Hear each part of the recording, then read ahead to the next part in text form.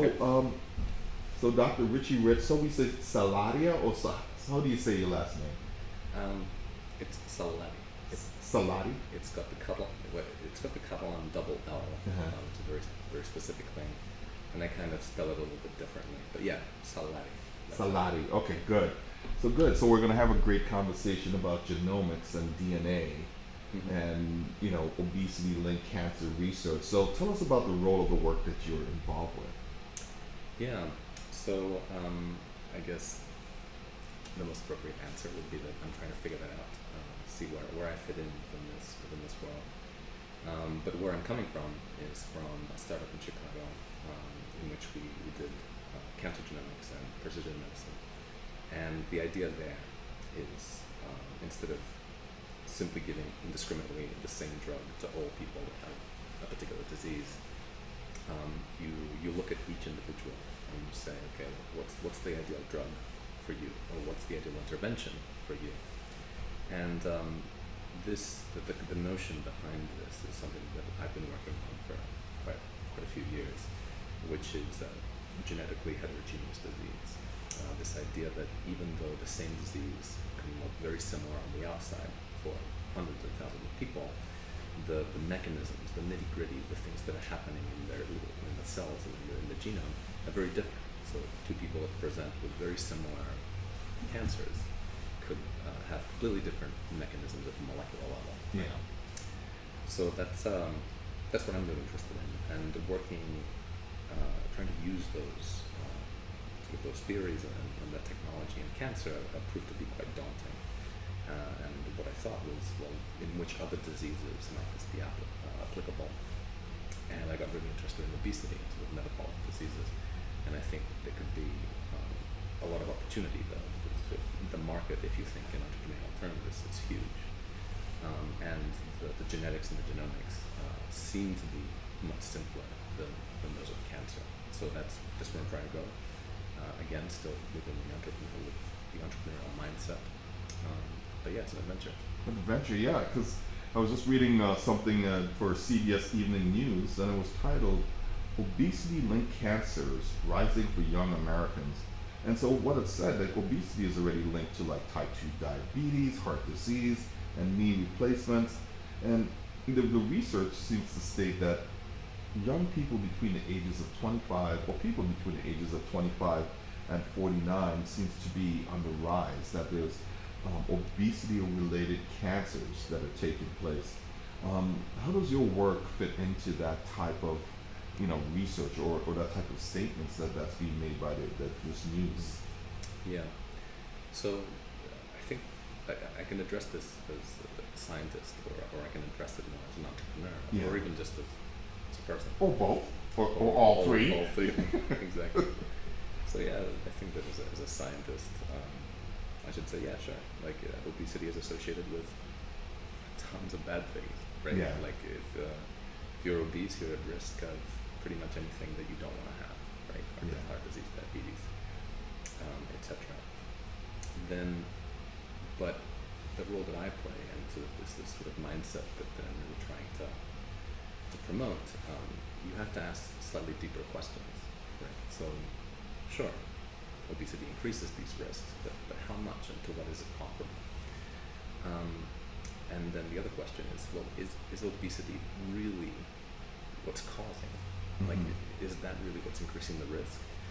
Or is simply that obesity is correlated with something deeper, a deeper problem that also leads to cancer, that also leads to diabetes, that also leads to these diseases? So I'm much more interested in those deeper problems. Okay. So would you categorize or look at your type of research or the work as obesity genomics research? Would that be appropriate? Eventually, yes, that's sort of the end point. In a few years, that's very much where I would like to be, trying to understand the way that fat works. Mm-hmm. The same way that we all have sort of different height and sort of different mentalities and different metabolisms. We have very different fat cells, and some fat cells are more prone to sort of take those calories and emit in this heat. Mm-hmm. Whereas for other people, those fat cells are very interested in sort of keeping those calories and creating no fat. Right? Don't talk about it. I know. I know. Yeah, good. Yeah. And that's very interesting, and that's sort of within that precision mindset that the genetics are a very important component in sort of understanding why. So, for example, I have the particular weight that I have, or why anybody else has it. But again, I don't think that genetics is the entire solution to the problem. Mm-hmm. I think it's also sort of it's a people problem. It's an emotional problem. It's a societal problem. So I think that there might be other interventions that maybe are equally valuable, that can also help sort of alleviate this problem. And again, I'm talking about it in very big terms. Like, is it an epidemic? Well, who knows? Is it really a problem? Is obesity really the problem? So Yeah. we can discuss about more. So talk to me about some of the biggest challenges that you're faced with currently, as you go through this process. Yeah. Biggest challenge right now is lack of funds. Yeah, funding. So that's Yeah. it's a challenge. No, but I mean, it's just the current challenge. I think, but I mean, those are things that are solvable and sort of natural within the trajectory of any startup. I think, again, sort of going back to the kind of challenges that we had in Chicago, there are the people problems. Mm-hmm. How does the community work? What are the incentives? What do these different groups and stakeholders actually want? What are the bottlenecks?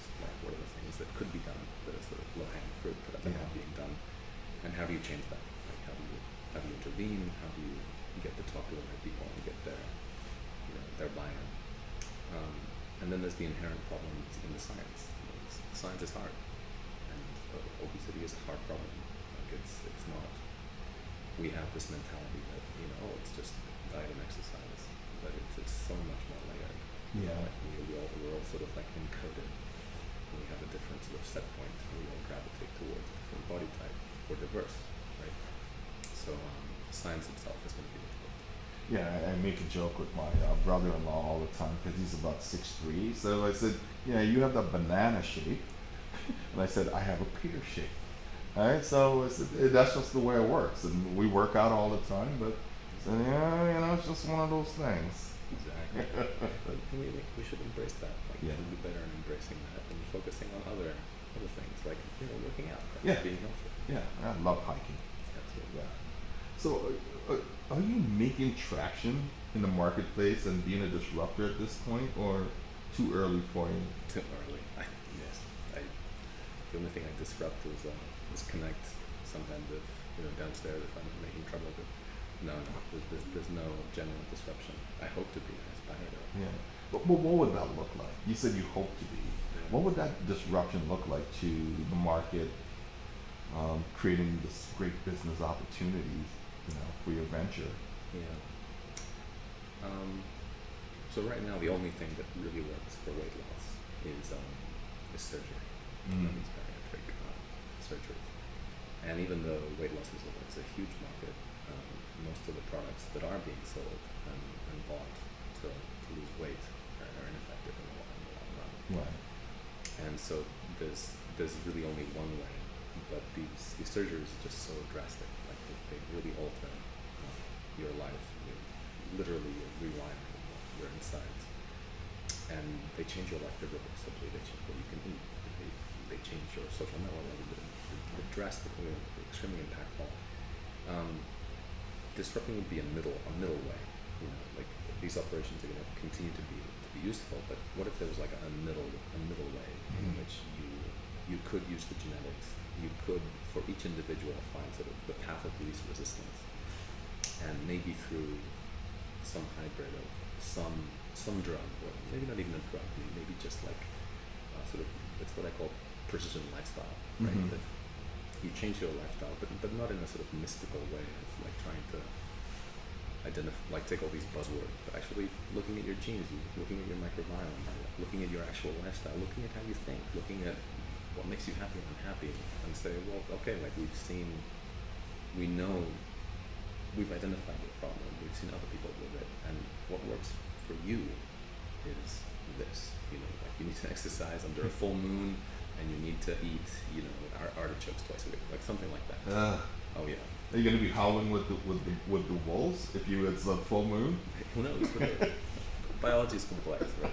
No, but I mean that like some esoteric thing, right? Like this drug is not going to work for you at all, Yeah. right? But this one, well, if on top of the drug, you have this probiotic and you exercise at least, like you walk an hour a day, Yeah. something like that. That's perfect. So I'm gonna ask you something about the Be Agile Challenge Week, Mm-hmm. which is happening in Tucson between March 11th Mm-hmm. and March 16th.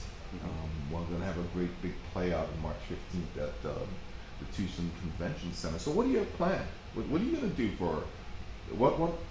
How will you respond to the challenge? Yeah. Do you ever? Come on, I'm challenging you right here. What are you gonna do? Well, to be honest, I think that I'm trying to get more out of it than to put into it. Like I wanna go to the workshops, and I wanna learn about how you build a team. Like at this point, I've seen you interact with people. Yeah. Sort of, I see your demeanor, and that's something that I want for myself. Like that's something that I want to take forward with my projects. Like that ability to create a team, and sort of the workshop on diversity and equity, like Yeah. being inclusive, and how to be agile, how to keep people motivated, how to make sure that you can say what you need to say, but also that you create an environment in which people say what they need to say. Yeah. And so these are things that, that's what I want to get out of it. As for the challenge, Yeah. Well, you and I have had some good talk downstairs at the good old bark. What is it called? The good old oak bark? Good oak. I don't know. I don't remember. But the bar downstairs. That'd be just effective. Yeah. Yeah. The one where we have old fashions. Exactly. Yeah. That. Yeah, I don't know. I think, first of all, I'll be more specifics. Yeah. And then, again, just like it's Tucson, it's going to be quirky. Yeah.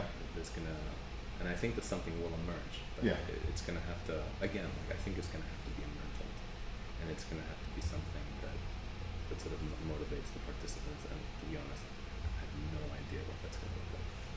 That's fair enough. Fair enough. So, if there was a final message that you want the listeners to stick with, something you want them to stick in their mind, and they walk away from this podcast, and he says, Dr. Richie Rich Sallari said, what do you want them to hold on to? Yeah. So these are not sort of my personal messages. I'm just sort of passing them along. But given that I am in the space of obesity and the obesity problem, if you want to call it that, if you do struggle with your weight, try to think more. So, given what we know about the risk of the disease and sort of health at every size, maybe change your objective. As you said, exercise doesn't matter like what your weight is. Exercise is really good for you. Oh yeah. Get your vitamins, get your veggies, and take it from a geneticist. Like diversity is the fuel of evolution, and diversity is a beautiful thing, and we need to embrace it. And if you're the kind of person who sort of sometimes, whether you want to do it or not, you sort of police other people's bodies. And very subtly, I might have done it too to people that I care about. Just be empathetic, and just we're all different. We all work very, very differently. And before you sort of judge or criticize, just observe and listen. Okay. So if people wanted to connect with you, social media, email, website, how would they get in touch with you? Oof. Yeah, I guess I'm kind of in stealth mode. Okay, you're off the grid. I guess. I have a little website about me, Sallari.org. Like if you just want the basic information. The company is called Adipocyte. Oh, how do you spell that? So, Adipotech. Okay. Adipo that's what we call our fat cells. That's the technical term. Adipocytes. So Adipotech is sort of the technology of fat. And so we have a preliminary website up.